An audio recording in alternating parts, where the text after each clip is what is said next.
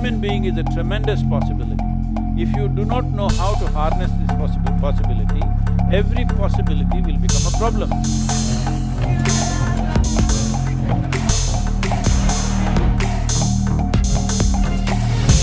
Welcome everyone to the School of Greatness podcast. I'm super honored and grateful to have Sadhguru in the house virtually. Thank you so much for being here. I appreciate it.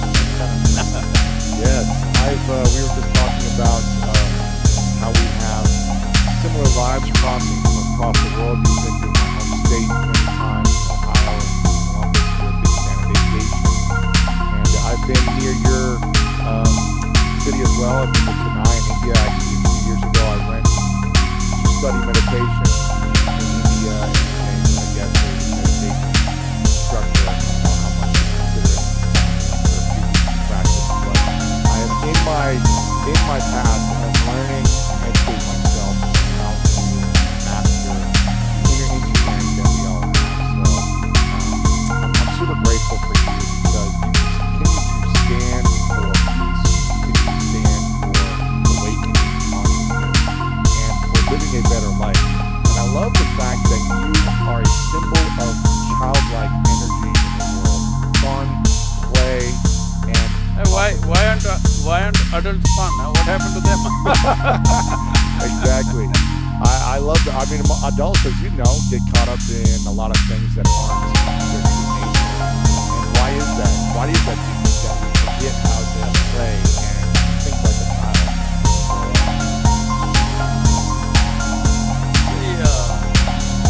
People have forgotten that in this vast cosmos where we don't know where is the beginning, where is the end, in the middle of nowhere, on a tiny little mud ball called Earth, you and me are sitting long distance and talking right now, okay?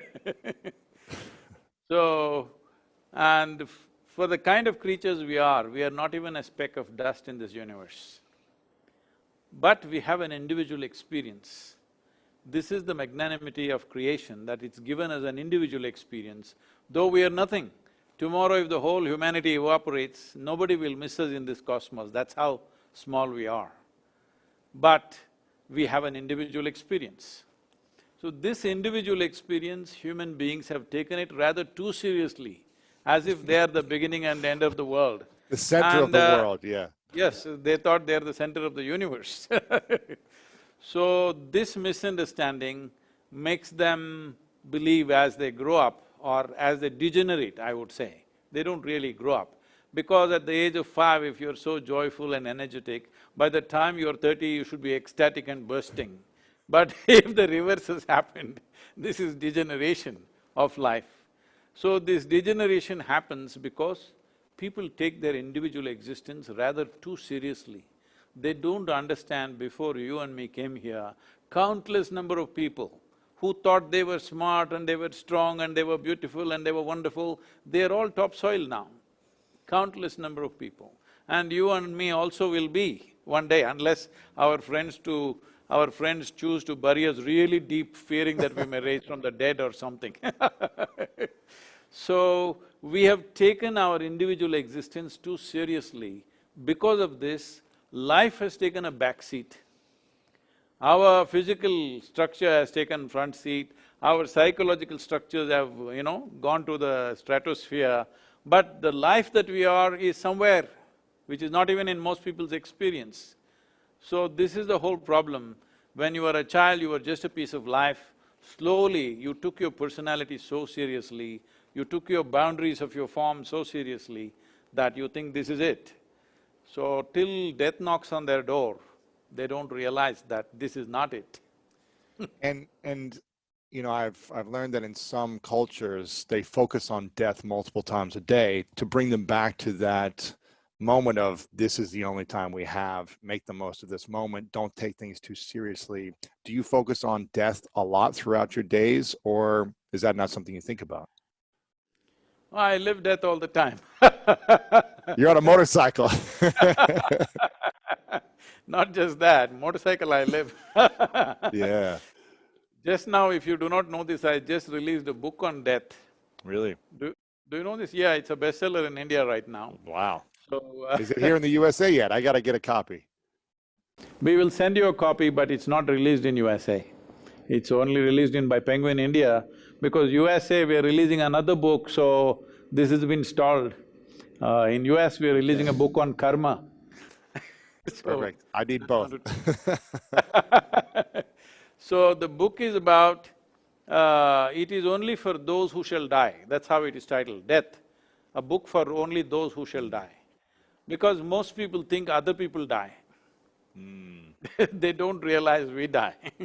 Right. They do not… See, death essentially means, it reminds us that we have a limited amount of time and energy to live.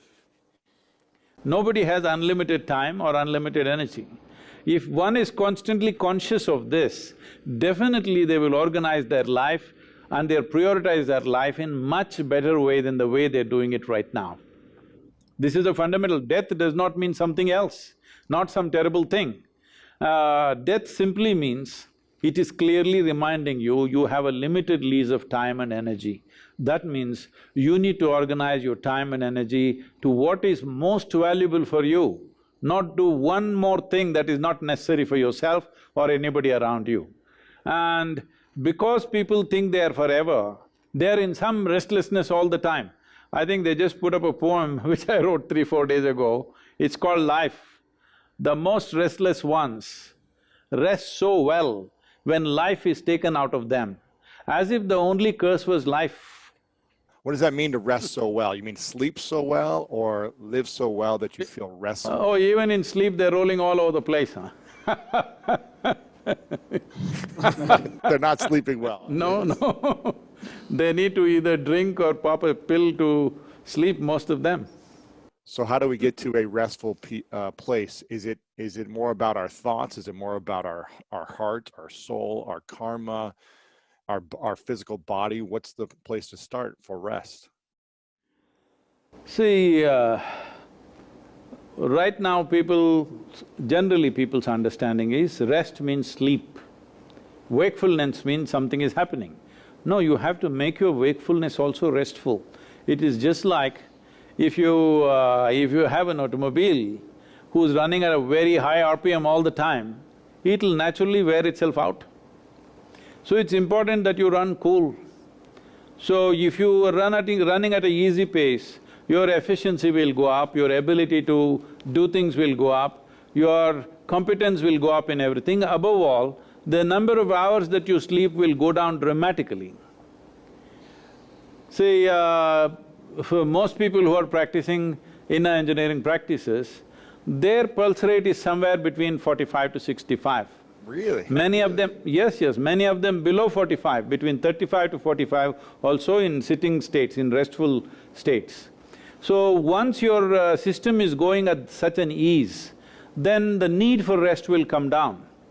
There was a time, not anymore, I'm becoming a little old and lazy these days.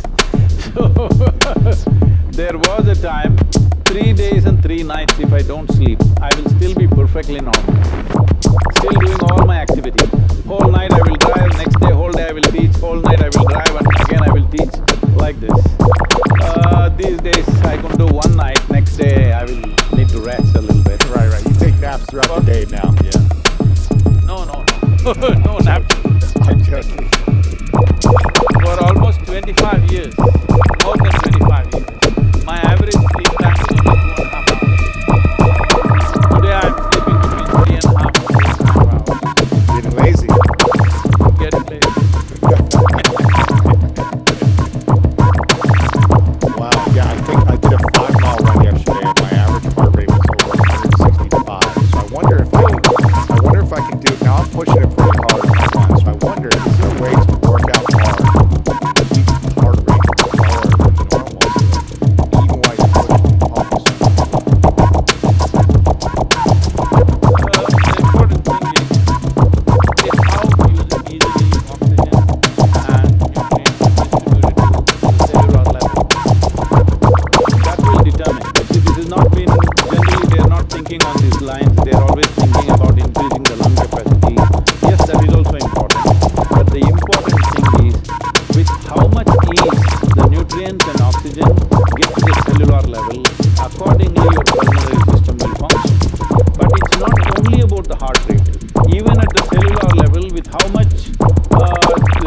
force or how much ease it's going.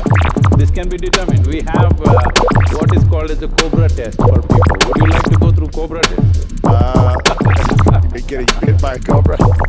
No, no, no. If it doesn't bite you, then it proves something. See, most of the venomous creatures are like this, particularly cobras. In the wild, if you just go and pick up a cobra like that, he will simply come, not holding his head or anything. Simply in the middle of the body, quickly he will come without any reaction, because he is only sensitive to mystery. If you show little anxiety, if you show even a little bit of anxiety, he will go for it. If you don't show any, he is very comfortable with you because he senses everything, his safety and his danger only by the chemistry of your body. So, this is a cobra test. People say, claim they are very meditative, we say, okay, let's do cobra test. Do you do that test with people? We can check you out, 165. I love your, I'm really enjoying your inner engineering course right now. I'm going through it. I'm really enjoying it. You have a quote, I think I'm going to get the quote correct, I believe, I wrote it down, where you said, only what you perceive, you know, the rest is imagination. And you were talking about that in the context of what we learn in school. You were giving this example of, you know, we only really have 50% of our time available because the other 50% is with our faculties and with sleep. And for many years, we learn things, the content, that we only use 1% is what I remember you saying. What do you mean by this? Only what you perceive, you know, the rest is imagination. See, perception happens to you in 5 different dimensions: seeing, hearing, smelling, tasting, touching. This is how you're perceiving life. This data has gathered within you. Only because this data has gathered within you, now you're able to walk on a round planet which spins. It's not a small thing. It is not a small thing that you are able to walk on a spinning round ball. Because all this data has gathered through 5 senses, it is not intellectual information, but it is a perceptional information. If this information is not there, you won't be able to walk actually. You will not be able to walk straight. This is what is happening for people when some people lose their memory and things like that. Suddenly they become unstable in their body because some of the data is gotten disconnected with their system. So, this data that you perceive is most important. That's what a child is all the time drinking up everything. You see how the child is looking at everything? Because he wants to drink up as much data as possible, because instinctively he knows without that data, he will not be able to function. So how attentive you are, how attentive your eyes are, how attentive your ears, nose, tongue and touch is, accordingly you have that much, that much usable information. So why one person is more efficient? Well, you are an athlete. Why one person is able to catch a damn ball, another person can't catch the damn thing? Why is it?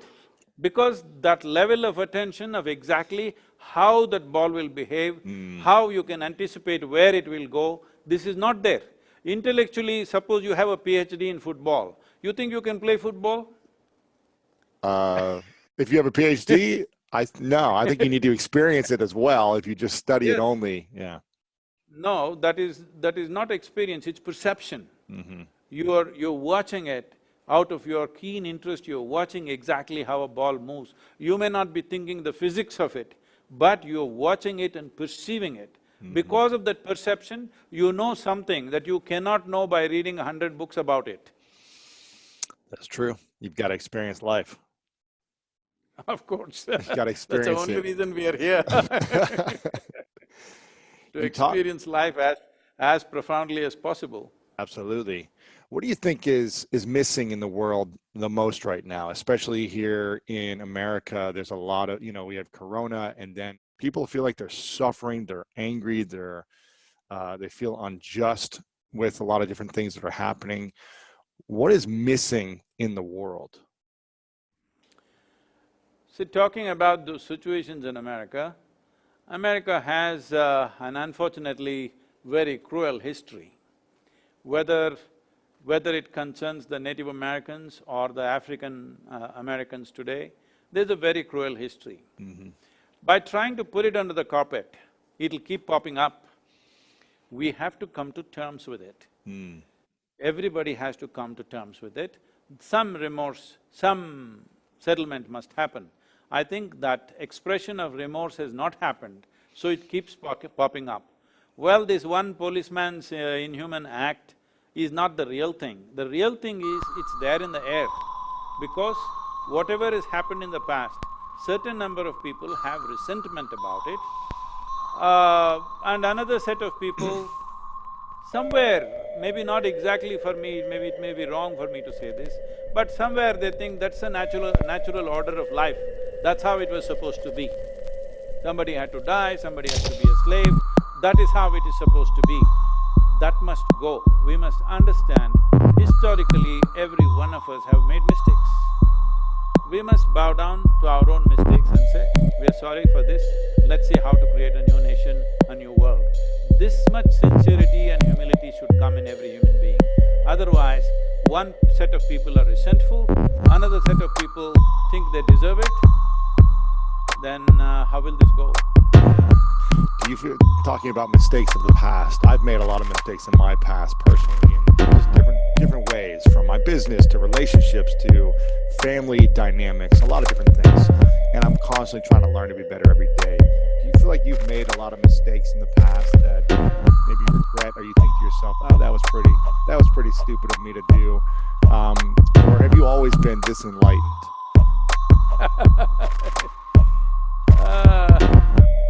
I don't know, I never looked at life as a series of mistakes, learning from that, I don't look at life like that.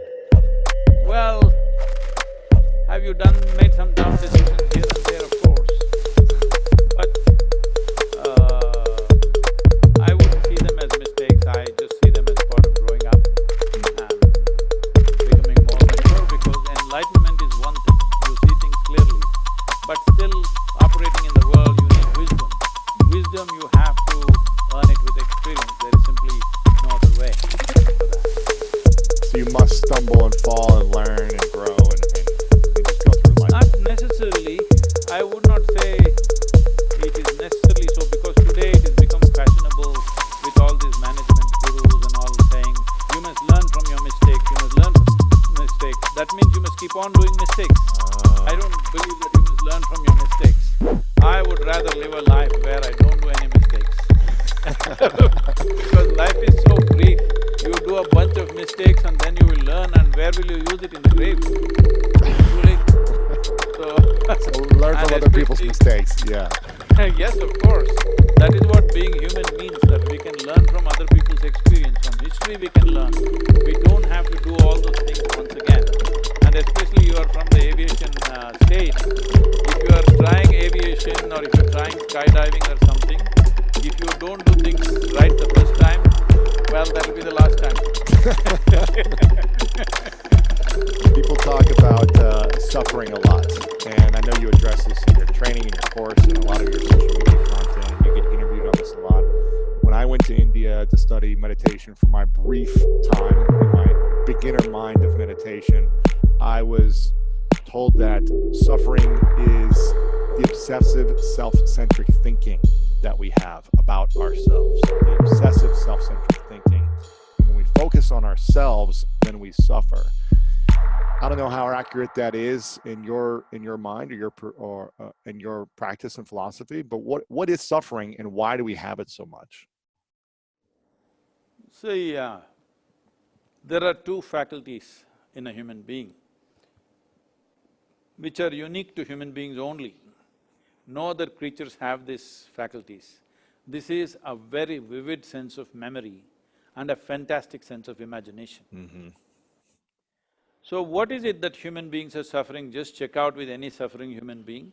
They're suffering what happened 5 years ago, 10 years ago, or they're suffering what may happen day after tomorrow already. So essentially, they're suffering their memory and their imagination. Rarely they are in life, they are just suffering these two fantastic faculties which make us human. Our life is rich only because our memory is so vivid. Otherwise, we would also be like an earthworm. Essentially what they're complaining is, they're complaining, why did nature evolve us into this fantastic place of being human being? We would have been happy being earthworms because our only intention is to be eco-friendly right now.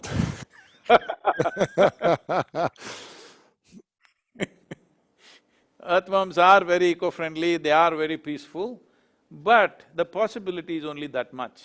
With the possibility, human being is a tremendous possibility. If you do not know how to harness this possibility, every possibility will become a problem. That's all that's happened. If you do not harness your faculties the way you should, then it becomes a problem. How come this has happened to us? Well, your name sounds French, I don't know, and you went to Pondicherry. You French background? Not that I'm aware of, I don't think so. English and Welsh and Italian.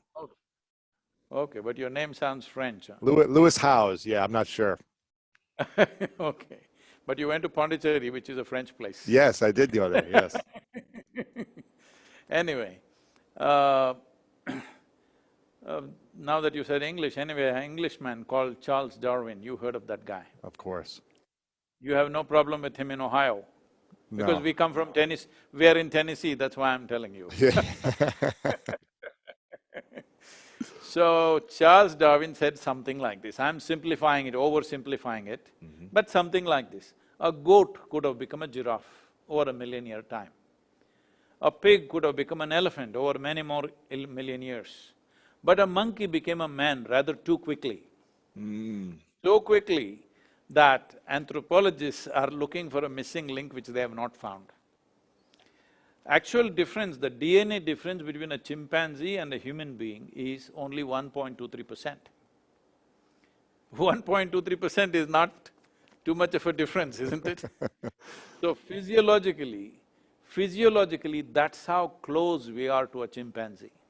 But in terms of our intelligence and awareness, we are worlds apart from a chimpanzee. So right now, what human beings are suffering is their own intelligence. You remove half their brain, they will be very peaceful. No meditation will be needed for them. They will simply sit peacefully. And just be, yeah, exactly. Yes, just be, because that's what the whole American spirituality is just talking about, just be, just be. If you remove half the brain, you'll just be. Yeah. That's what a whole lot of people are trying to do by soaking their brains in alcohol, maybe they're preserving it for some other place, or drugging themselves out, they're just being, all right? That is not the way to explore human possibility. If human possibility has to be explored, all our faculties must be full on, and we must see how to further enhance them, because the profoundness of experience comes only with sharpness of perception. You cannot dull your perception and think you're having a profound experience. So Right now, so how do we maximize our span? things like this, because as human beings, we knew that enhancement of our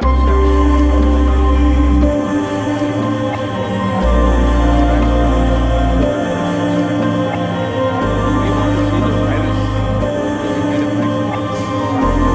We want to hear what is happening somewhere else, so we made a telephone. We didn't made a microphone, so you and me talking. Literally 12 hours across the planet. Why all these technologies we need? We want to enhance our perception. So right now, this is a bunch of youth, you know, all these youth events, below 25 events, I get invited. Nothing happens. You have the mind, you have the curiosity of a child, that's why they bring you. So they were asking me, Sadhguru, you have so much influence in the government, why can't you make marijuana legal? So this is over 10,000–15,000 people in Bangalore city, and it's an open air thing, I can tell the smoke. They all gathered and saying, why don't you make it legal?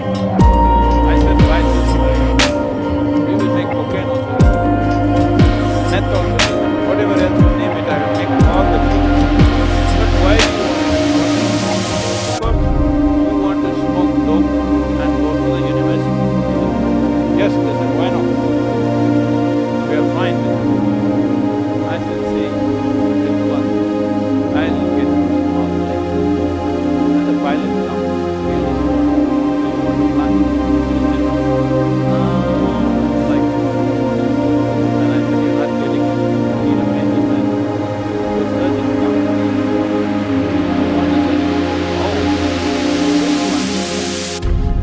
By smoking these things or drinking these things, whatever, your faculties go down. Lowered faculties will mean less efficiency of life, not only in terms of work, in terms of experience also. It means less life. So, you want to be high, but you are going low and you're thinking you're high. If you want to be high, you come to me, I will show you how to tune up all your faculties to such a level that you will be bright and alert all the time, joyful, blissful, ecstatic. Look at my eyes, I am always stoned, without any substance. Right. Because this is the most complex and sophisticated chemical factory on the planet. The question is only, are you a great CEO or a lousy CEO? That's all determines the nature of your experience. So I don't want to give a philosophical explanation to human suffering. Human suffering is essentially that they have an intelligence for which they don't have a stable enough platform. So they don't know how to handle their own intelligence. You can call it tension, stress, anxiety, misery, whatever. Essentially, your intelligence is turned against you, that is all it is. So much to unpack here. So when we have emotions, thoughts, or feelings, emotions of anger, resentment from something that happened in the past, upset that we see on social media, frustrations in the world, where should we be redirecting these thoughts, feelings, and emotions? Should we be feeling them and allowing ourselves to go with anger until it stops? Should we be guarding our thoughts with the reverse of that? What's your ideas on thoughts and feeling and emotions? You must punch a window pane or a wall better. A stone wall is good. You'll feel it more, yeah, exactly. Because that is the model that the Hollywood and the television shows, everything is setting up. When you get angry, you break something, all right? Exactly. So, see, first of all, people are assuming that anger is happening to them or misery is happening to them. No, this is exactly what I said earlier, maybe I didn't articulate it fully. No, you are creating anger, you're creating misery, you're creating joy, you're creating whatever. All this is happening from within you. Is it true all human experience is happening from within us? It's yeah, because we perceive something and then we… No. Something else may stimulate. But human experience is happening from within us, isn't it? Right. Whether it's love or hate or anger or misery or joy or anything is only happening from within us. Right. The simple question I am asking is, what happens from within you? Should it happen your way or somebody else's way? It should happen your way. Of course, because the world will never happen your way 100%. Because there are so many stakeholders in the world, little bit will happen my way, little bit your way, that is fine.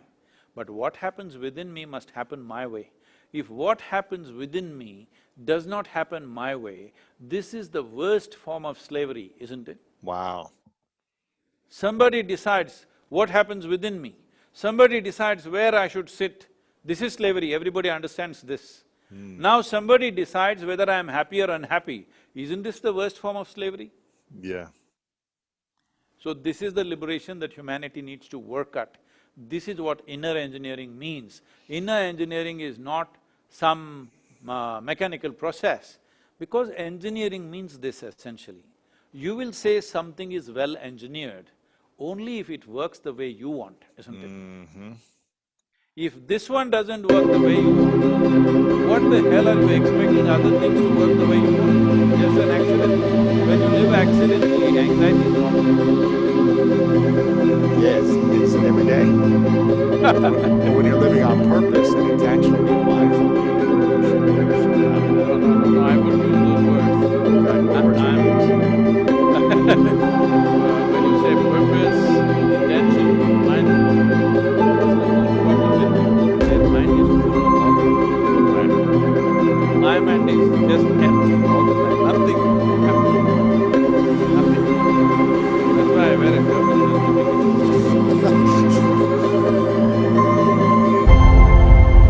There's nothing in my head.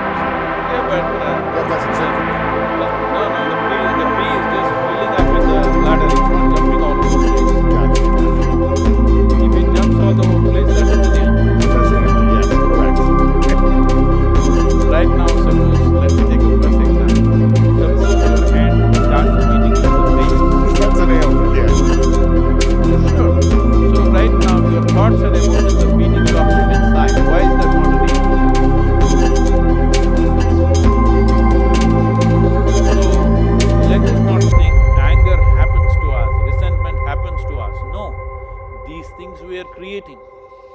We have the power to emote.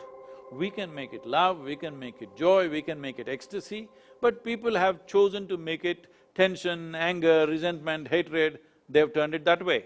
Now they will claim this is because life has been unfair to me. Life has not been fair to anybody,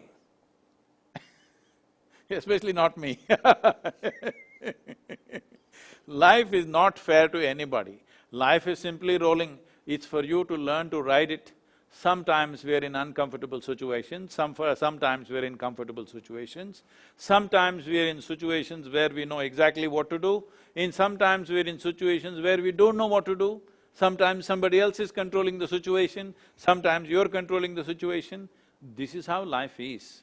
If you are constantly stepping into unfamiliar situations in your life, that means you are growing at a rapid pace. If you are constantly in comfortable situations, that means you're a stagnant life. So if you look for comfort, if you look for a comfort zone, because the moment your thoughts and emotions are going to torment you with external stimulation that happens, what will you choose? You will choose a comfort zone. This means you will limit your life. So the moment somebody can cause you pain or suffering, this means unknowingly you will make the very scope of your life very limited. Only when a person loses this fear of suffering, that no matter what happens, this is how I will be, if this assurance comes to you, then you walk full stride, because whatever happens in the life around you, it will not really make you suffer. Once you are free from suffering, only when you're free from suffering, when you're free from the fear of suffering, that is when you will explore your life in full depth and dimension. How do we rid ourselves of the fear of suffering then? See, as I told you, the suffering is happening because your faculties are not held in your hands. If I have to go to this in little detail, I'll have to take a few minutes. See, for example, if I ask you a simple question, do you want your intellect to be sharp or blunt? What is your choice? Sharp. Sharp, of course. So you understand, your intellect is…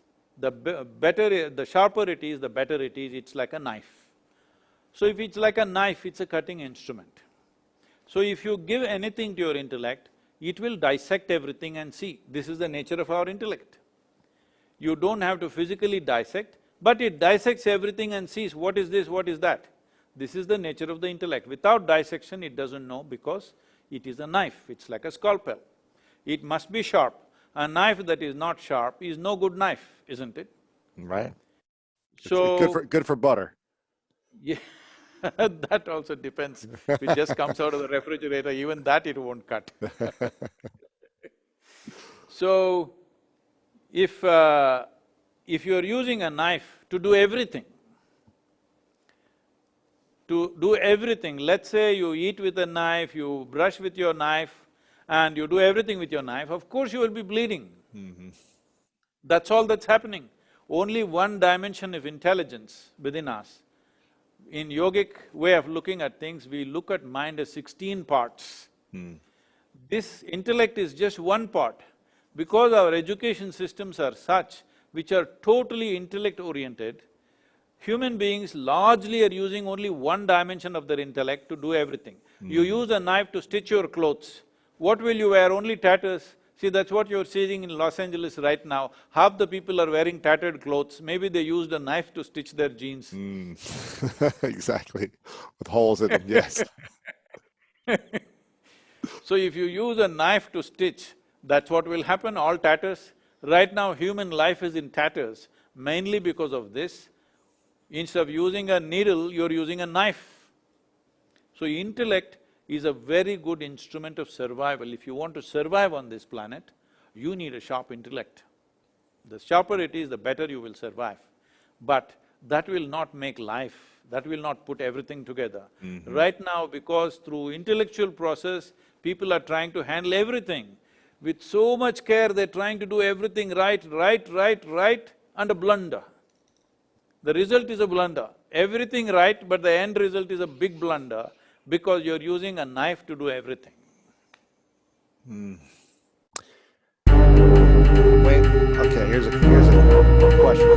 when was the last time that you felt anger or resentment and actually expressed it? I was just thinking of getting angry with you just now.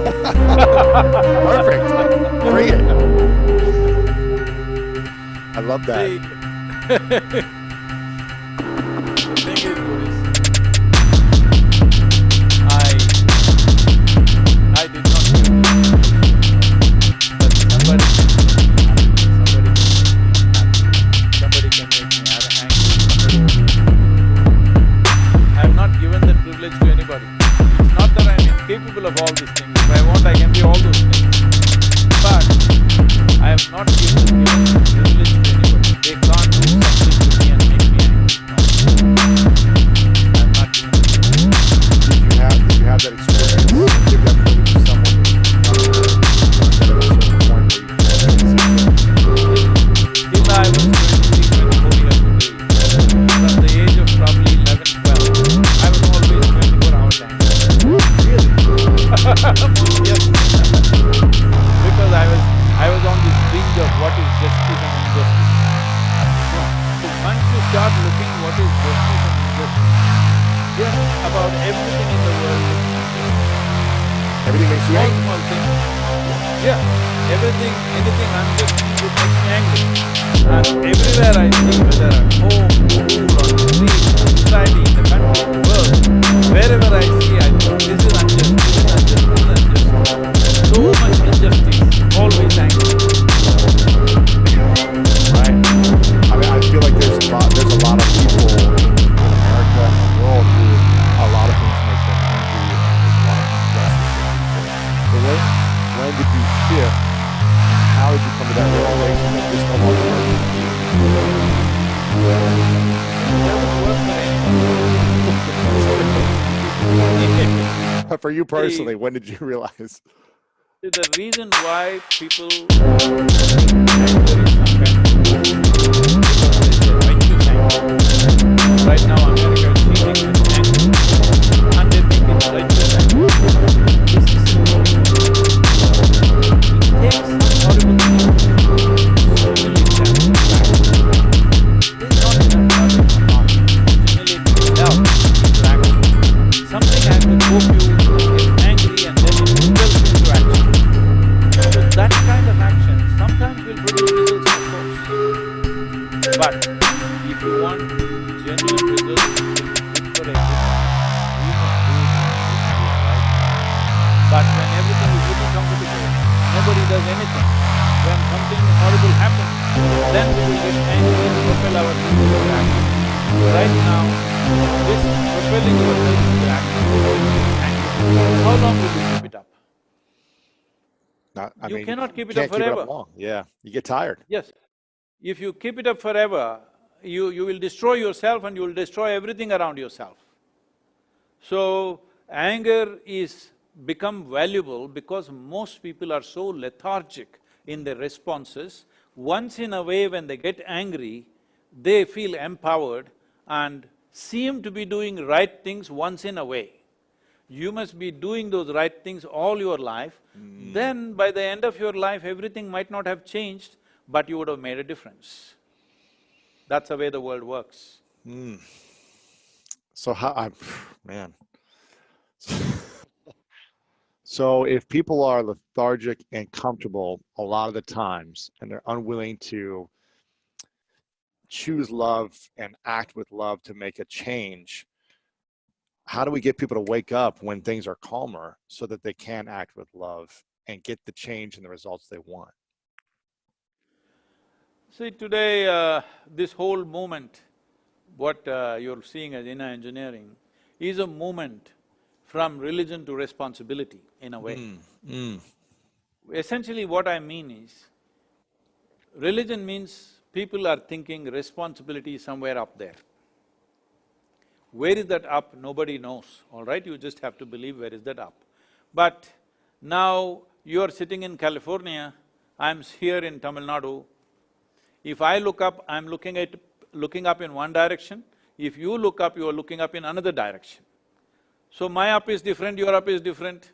And by tomorrow morning again, my up will be yours, your up will be mine. It'll be a big confusion. The damn planet is spinning and it's round. Which way is up? Does Yeah. anybody know which way is up in this universe? Is it marked somewhere in the cosmos, this side up? There is no such thing. So, responsibility is up there. No, it must come here. We must understand, if we want to live in a wonderful world, it's only us and us and us who can make this happen. No other force from anywhere is going to make this happen. Unless we realize and transform ourselves from religion to responsibility, that it's here. What this whole thing has come up is, see, because we have no explanation for creation. Before you and me came, so much creation has happened. Who did it? A simplistic, childish understanding of this is, a big man must have done it. So he is somewhere up there. Because you can't see him here, he must be up there. Now, of course, women are claiming, why not it be a woman? In India, we sorted these problems out. We have man gods, we have woman gods, we have snake god, we have cow god, we have elephant god, we have every kind, crawling ones, sleeping ones, flying ones, because we foresaw all the future problems that may happen. You don't know who will claim what tomorrow. So we said everything is God. So what I'm saying is, our idea of God has essentially come because we have no explanation for creation. How did all this happen? Such a complex, fantastic stuff. Who did it? Because we are human, we think it must be a big human being. Suppose you and me were buffaloes having conversation right now. We would definitely think God is a huge buffalo, isn't it? Nobody could argue with us about that. We would definitely say he's a huge buffalo, because that would be our imagination. Right now, this is our imagination, it's fine. If you are using it to settle a few things, if you are using it as a way of a psychological process, fine. But solace is one thing, solutions for life. One first thing that we must decide, those who are in extreme states of poverty, war, other kinds of misery imposed upon them, only for them we must give solace. Rest of us who have eaten our breakfast today morning or dinner, we should talk about solution, not solace. Solace is just a psychological process to settle something within you. But why? People who have eaten well, people who are healthy, people who have a life to live, why are they psychological problems? They should not have any psychological problem, that's all I'm saying. I know this will be very cruel for a lot of people, but they better get it because life is brief. If they don't get it now and they think being psychologically disturbed is normal, they will spend their life like this. It is not normal. To be healthy is normal. To be balanced is normal. To be joyful is normal. Look at yourself when you were 5 years of age. Were you miserable or joyful? And somebody had to make you take the joy out of you by poking you with something, otherwise joy wouldn't go, you would be bouncing all over the place, isn't it? Today somebody has to make you happy.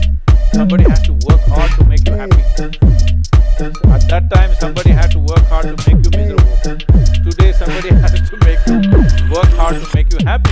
The whole equation has gotten reversed. What is it? What is it that happened to you? You just grew up. If you grew up, life should become better when you grow up, isn't it? All other life, you see a little plant, when it grows up into a tree, does it become better or worse? Becomes better. It becomes better. Everything becomes better.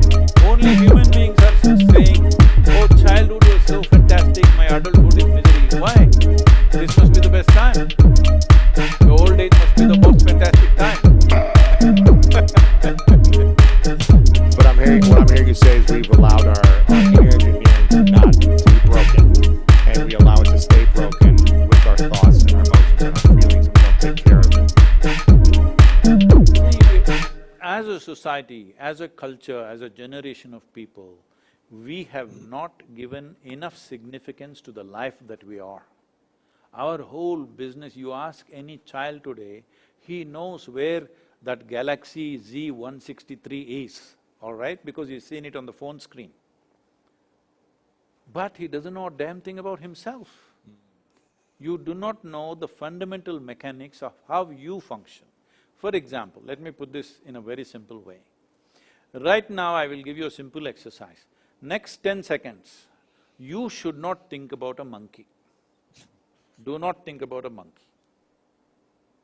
Do not think about a monkey, that's what I'm saying. Only monkeys, isn't it? So to this mind, this is the nature of your mind. If you say, do not something, only that will happen, that's the nature of your mind. To this mind, somebody told you what is good, what is bad. Do not think about bad things. Well, that's a full-time job. I'm saying, you have not understood the simple, most fundamental mechanics of human mind. This doesn't need any enlightenment. If anybody sits with 2 minutes eyes closed, they will realize that in this mind there is no subtraction and division, there's only addition and multiplication. Whatever you try to do, only more will happen. There are no brakes on it, all three pedals are throttle.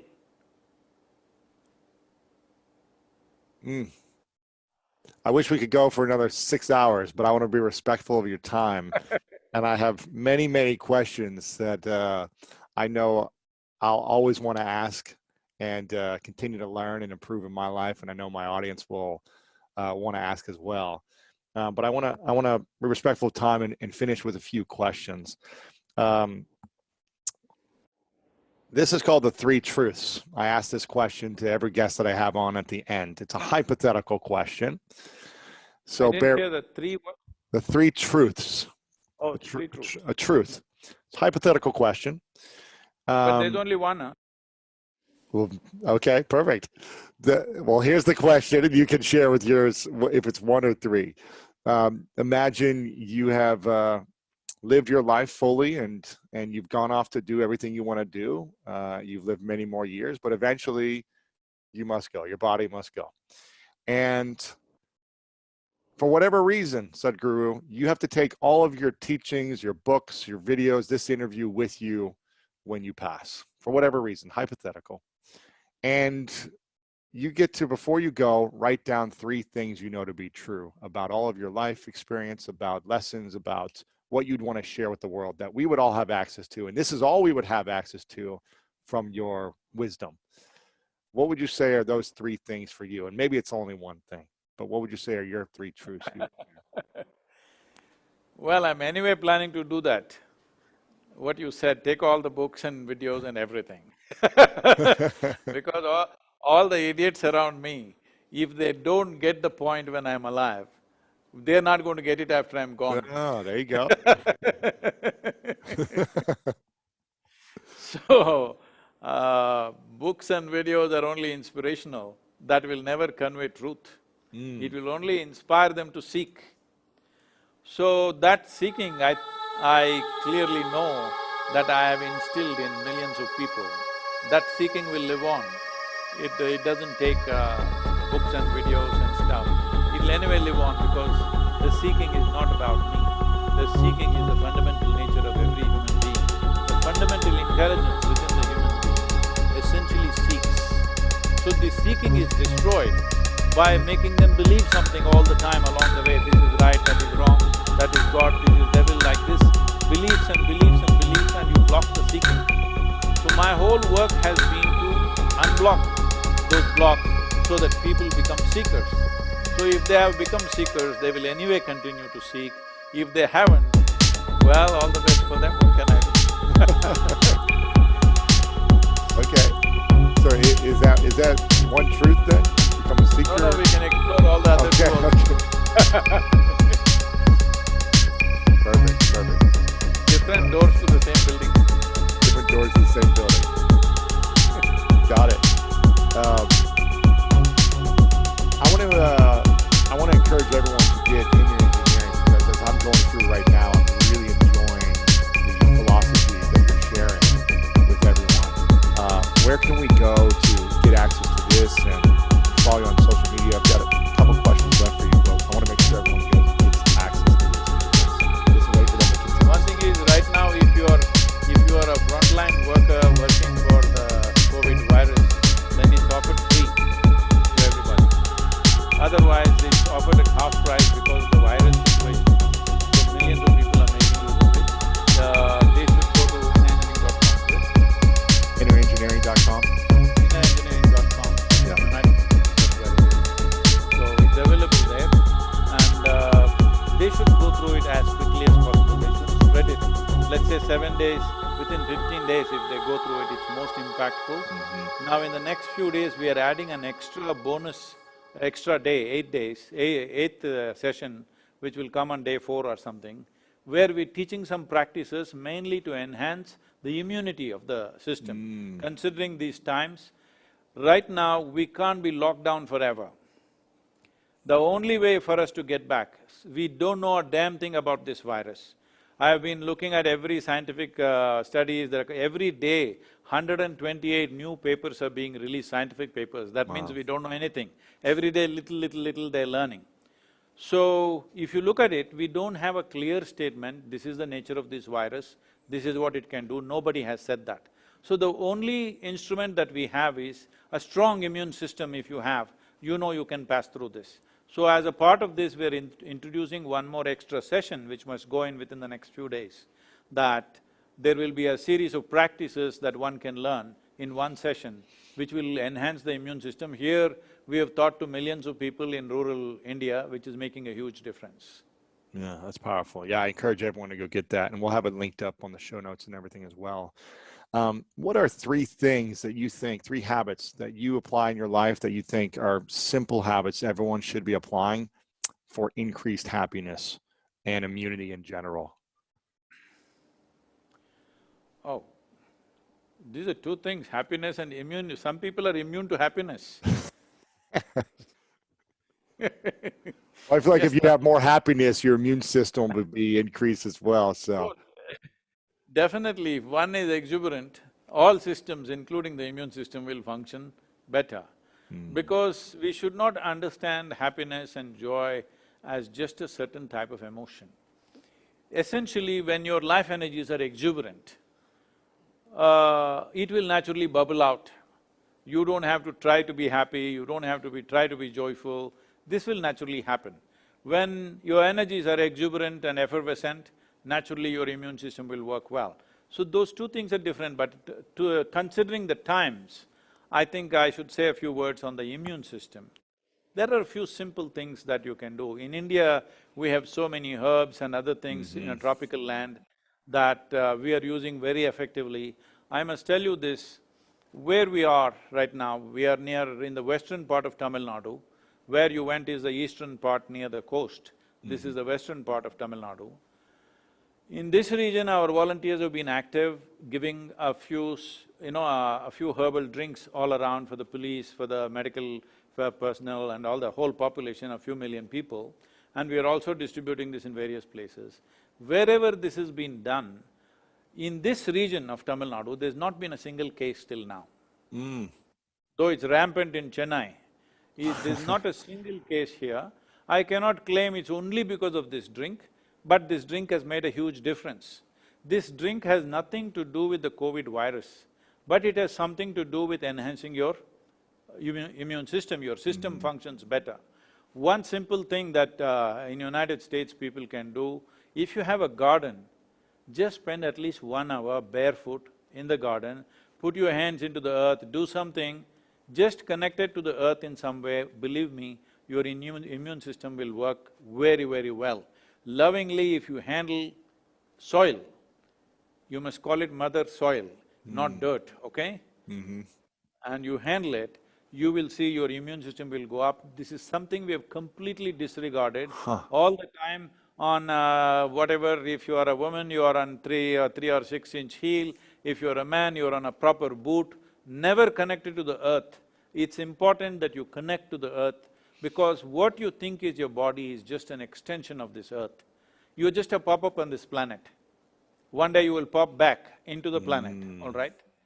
So, this is very important, this is a simple thing you can do. If you don't have a garden, volunteer to work in your neighbor's garden, he will also be happy, you will also be healthy.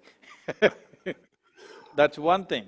And today I think certain things are available in United States. One simple thing is turmeric. If you mix little bit of turmeric in warm water along with honey and drink it 3 to 5 times a day, your immune system will work wonderfully well. Okay. These are simple things that you can do. And there are also certain other things may not be available. It should be available in California. You have these gooseberries, raw mangoes, these are all wonderful things for your immune system. This is naturally when people are going into certain states, particularly when women get pregnant, they have an urge to eat certain things. All these things have been identified as things which are extremely good for your immune system because it's a natural urge, instinctive urge in the system to strengthen the immune system when a woman gets pregnant. This is a natural process which is happening in the… It is a intelligence invested in our bodies which may not necessarily get articulated in our minds. Yeah. Beautiful. And there is a simple practice which we can give to you, you can put it on your podcast. Yes, It's called please. Simha Kriya. Simha Kriya, it just takes 12 minutes to do it. This will immediately enhance the immune system. I would say within 2 weeks of practice, there will be a significant improvement in the immune system. Wow. Now everybody is stepping out from the lockdown, either you want to go to work or you want to protest, do whatever you want to do, your immune system should be good, it's very important. Wow. Yeah, we'd love to share that. We'll connect with your team after. And by the way, do you have a podcast, Sadhguru? Oh, no, really, I'm all over Oh, the place. the world needs to hear your voice on audio as well. I know you have a big YouTube following and social media, but I'm happy to connect with your team later to… You already have the content. It would transform a lot of people's lives if you choose to do that in the future. So I'm happy to support. I'll ask our US team to get in touch with you. Please Yes, support perfect. us in that. Let's Yes, see of how to course. do that. My final, before I ask my final question, Sadhguru, I wanted to acknowledge you for the incredible gift you are to the world, for the incredible example you set every day for the people around you. Again, I think you explaining that our life should get better the older we get, not have more problems and more challenges and more disease. It should improve, it should flourish. We should have fruit hanging from our limbs, essentially. I love the example you set of demonstrating love, peace, childlike joy every single day, because that example is rippling in so many lives. And so I just really acknowledge you for the gift that you are and all you do to serve humanity in a big way. And my final question for you is what I ask everyone at the end as well, is what is your definition of greatness?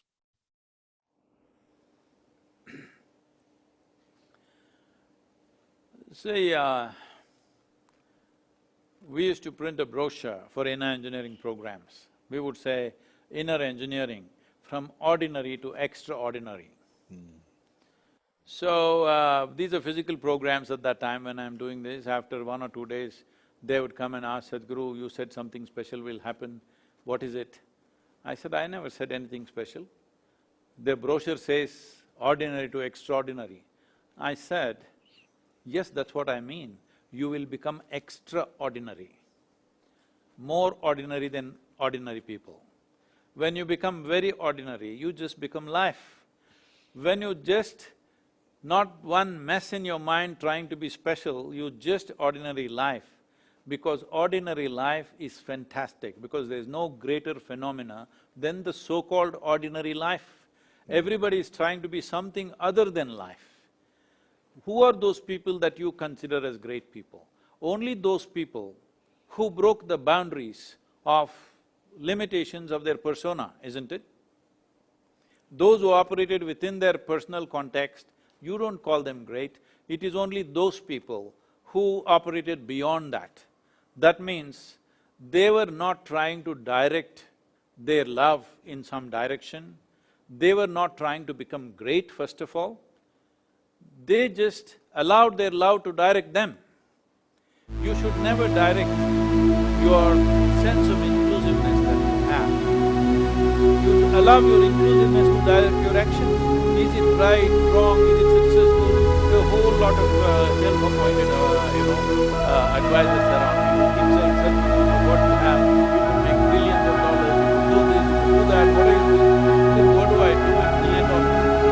I want 7.6 billion people. What do I do with $1 billion? I don't know what to do with it. What will I do with it? Anyway, wherever I go, people meet me. Wherever I go, people make sure I stay in good places. Wherever I go, I travel well. So why do I need money? I don't need money because humanity needs, as I said earlier,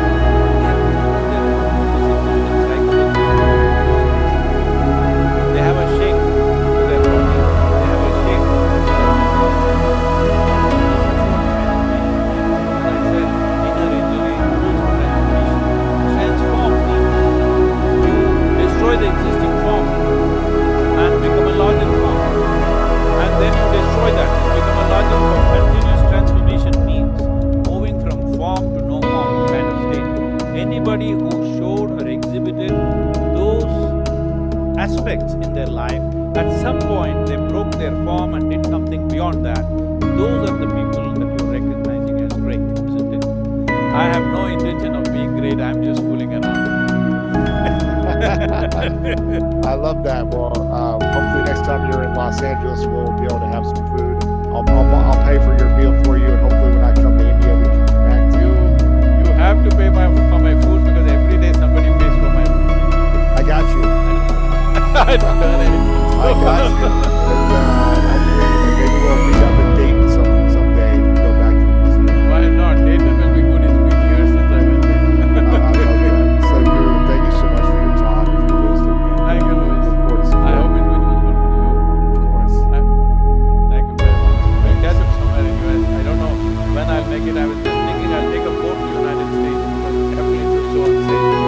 Come on over. Yeah, we'd love to connect. Love to have you come back on in the future as well. And sharing your message.